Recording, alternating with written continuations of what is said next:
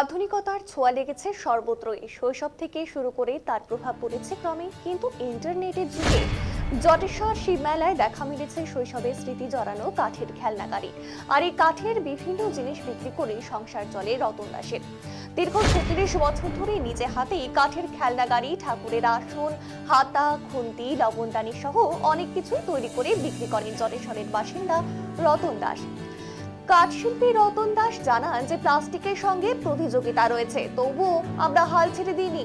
জানা গেছে শিবরাত্রিকে ঘিরে প্রতি বছর মেলা বসে জটেশ্বর গরুহাটি ময়দানে।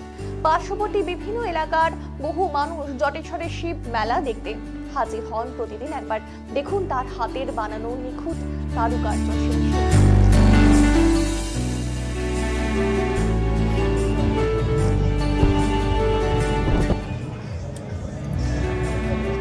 ব্যবসা কেমন হচ্ছে?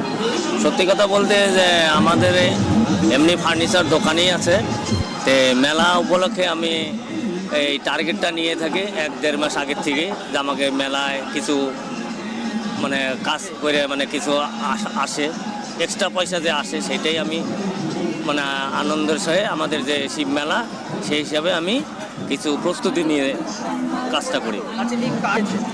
তো সেটা আমি ভাবছি যে আগের ইটা যেন আমরা বজায় রাখতে পারি, যাতে প্লাস্টিক যতই থাকুক না কেন আমাদের কাঠের ইটা যেন আমাদের মানে মর্যাদা দিতে পারে, সেই হিসাবে আমি কাঠের জিনিস তৈরি করে যাচ্ছি। এবছর মেলার ব্যবসা কেমন হচ্ছে? এবছরের ব্যবসা মানে টুকটাক মানে বিক্রি হচ্ছে, কিন্তু এখনও আরও তো ১ সপ্তাহ আমার সময় আছে। আশা রাখছি যে মনে হয় বিক্রি হয়ে যাবে, বিক্রি হলে মানে একটু মুনাফা হবে।